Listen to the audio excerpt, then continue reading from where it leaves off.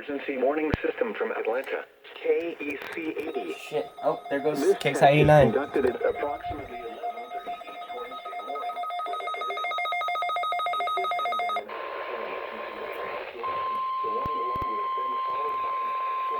morning. The proceeding was a test of the National Weather Service Emergency Warning System at Edenton, KXI 89.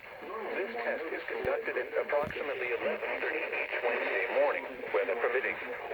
If this had been an actual emergency weather situation, the warning alarm would have been followed by an actual watch for warning. Reception of this broadcast and the warning alarm.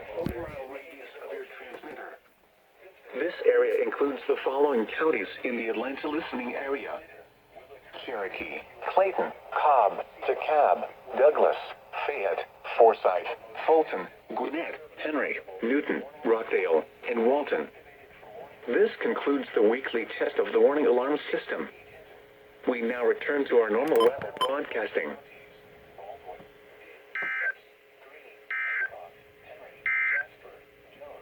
Here is the Oconee, Putnam, Rockdale, Tolliver, and Walton. This concludes the weekly test of the warning alarm system. We now return to our normal weather broadcasting.